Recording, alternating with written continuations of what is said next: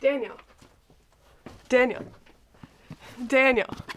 Hello, welcome to The Collisions. Daniel here again, here with Carrie. Hi. We both have Christmas colds, but a new adaptation of Little Women hit theaters, so let's talk about it.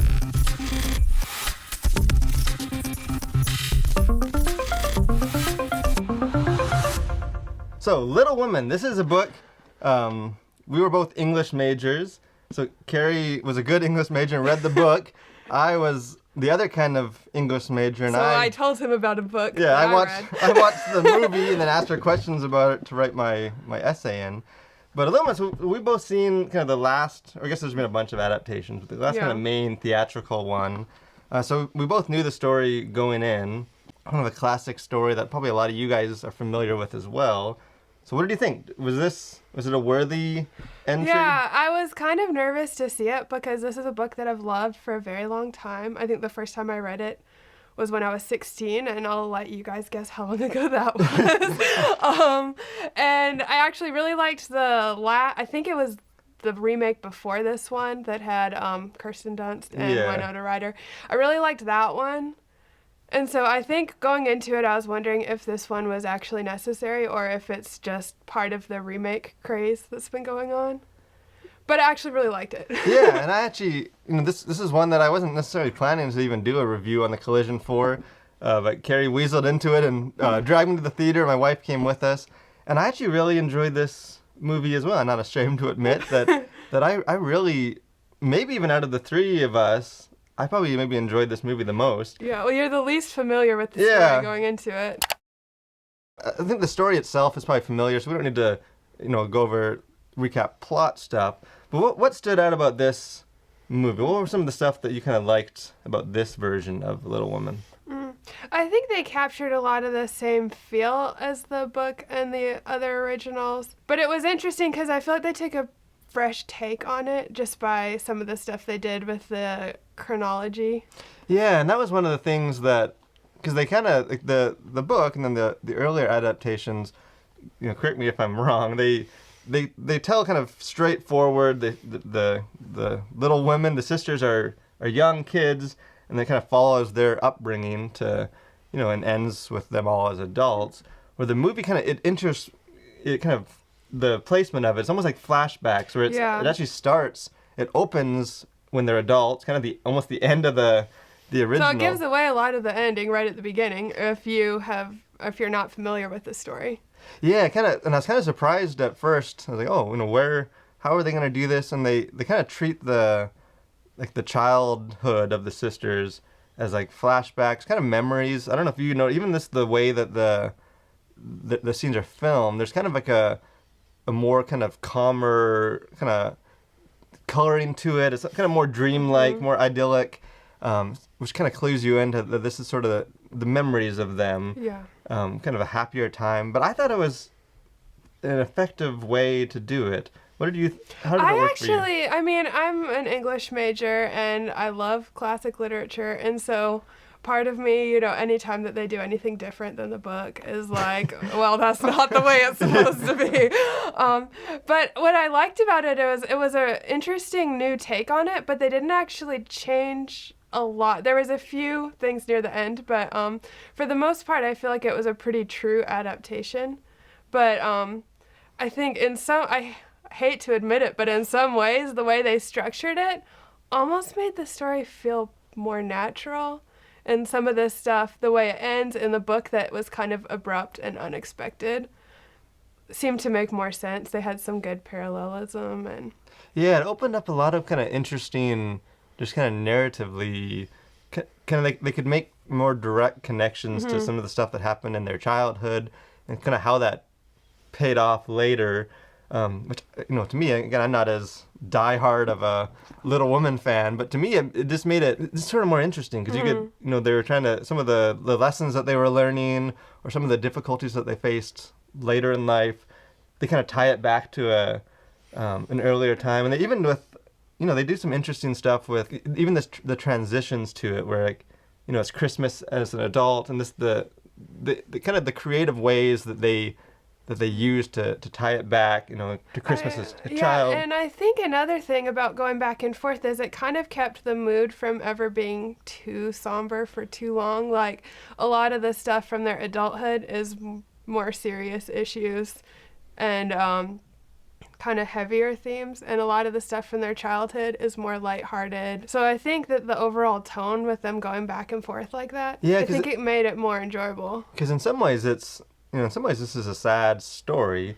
It's kind of, it contrasts the kind of the carefree, the freedom of childhood, how everything's magical, and then with the kind of harsh reality of things don't always turn out like we wanted to. Not all dreams are fulfilled. But in the way they kind of contrasted it, yeah, you're right. I think it kept things feeling not too sort of down with the characters, because you're still... And if you know the story, you know that there's some very, very low moments. Yeah. I think Sarah said that she cried more in this movie than any movie she's ever seen. Like I said, my wife came with me, and we both have colds, so I had Kleenex, and she brought some. I was like, hey, are you sick too? She's like, no, I just expect to cry a lot. Yeah, and it was just my cold too that had my eyes watering. I won't tell you if my eyes moistened a little bit or not, but... And I think to me, maybe the standout of the whole movie was just the directing of it. I think apart from just sort of the, I think, kind of genius decision to intersplice the present and the past, just the way the film looks, the music, all the acting is great. It's right? really good. Yeah. And it's tough. I mean, when you're taking a story that has been told several times, it's a classic. I mean, it's hard to take something like that and then do something different with it that people who've never seen it before or people who have been longtime fans can get behind. And I think the way that it was directed made it something that lots of people could love, even longtime fans like me. Yeah, it's very kind of artful the way it was put together, and just sort of soothing in a way. But what about, I can't pronounce her, I won't try and pronounce her name, I always get it wrong, but Jo, kind of the lead, how is she as a Jo? Does she stand up to... I think, yeah, she is good. I mean, that's one of the most iconic female characters in literature, I think, and so it's a big job, but I thought she was great. Yeah, she really captured just kind of the feisty spirit of Jo. Maybe that's kind of a good, as far as kind of the main theme of this movie, it's kind of the same theme it's always been. This is sort of like almost a manifesto for feminism, for... Yeah, it was a feminist before, like, social justice warriors. Yeah, this is like a super feminist before, it was ahead of its time, which is why, having a new adaptation now is a perfect time for this story. Lisa May Alcott was kind of... She was a feminist. Yeah, and but I thought the way... Because it is, on one hand, it very much is, I don't need no man. That's kind of how the story's always been. But it's not like a anti-family or anti-marriage. What did you think of the kind of the theme? I liked how they handled it, because I think it showed that women can be strong, independent women, that they've got each of them kind of has their area of expertise, and Jo can be a successful writer, but it also doesn't downplay the importance of marriage and family. And it also doesn't, which there's a few really interesting parts in it, but I think one of the parts was when Jo just admitted that she's lonely. I think it seems in this day and age, it's rare for a movie to admit that women might actually want something more than just a career, and to be a strong, independent woman, and that it's actually possible to have and do both. Yeah, it was a very kind of honest and like raw way that they handled that, where it's not just glamorizing that, if we just get rid of men, it's just women, everything will be perfect, it's kind of, it's not really going either way, because the film in a lot of ways really kind of, emphasizes the importance of family. And another really interesting part for me was when Meg was getting married, and I thought that was an interesting line about her saying that just because her dreams were different doesn't mean they're unimportant. Yeah. I thought that was a really interesting way to show that it's okay for women, if they want to be married and have families, that there's nothing wrong with that, and you don't have to just be the Jo March, I don't want anyone to tie me down, marriage is a cage kind of person. And I think that's what I appreciated about this movie. And again, especially in the era we live in, in some ways I kind of braced myself for a bit of a tirade sermon about women don't need men, and the film doesn't preach either or like one or the other. It's saying that we're all different. Not every woman needs a man, needs to be married, but some women want to be married or can be happily married, or can work through marriage. So I thought this as a theme, and as especially with all that's going on today, it's a good story and a good reminder for today's time. Because it had strong characters of both. I mean, one of the strongest, most central characters is the mother, who's a very maternal. Yeah, and almost a single mom, even though she's not. The dad's off, at the war. So yeah, in a lot of ways, the message of this film I thought was handled really, really well. But maybe kind of closing thoughts then. What's your kind of final takeaway from this? Is this a film that people should see? Is it a film that... I definitely think it's worth seeing.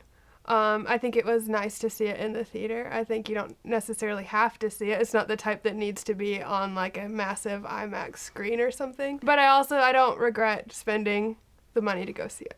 Yeah, and I think even Carrie came at it. She's read the book. She loves the story. My wife hasn't read the book, but she's seen the previous adaptation. She loves the story as well. And I came at it kind of familiar with it, but not as into it. As an English major who wrote the paper on it. Yeah, someone that wrote a paper on it. Or watched it. But I feel like we all were able to just enjoy the film. I didn't feel left out or hard to follow. You didn't feel disappointed. Yeah. Expectations. So I think in the end, I think this is a good film. This is worth seeing. Kind of a feel-good story, even though it has some tragedies in it. But hey, let us know if you see this movie. We'd love to hear your thoughts on it, whether, if you're a big fan of the previous ones or, maybe even a big fan of the book. Let us know what your thoughts. Again, if you haven't done so already, we'd love for you to subscribe to our channel. Keep up with all our video content. Don't forget to hit that like button, and we want to thank you for watching and continue to collide with your world for Christ. Hello, welcome to The Collision.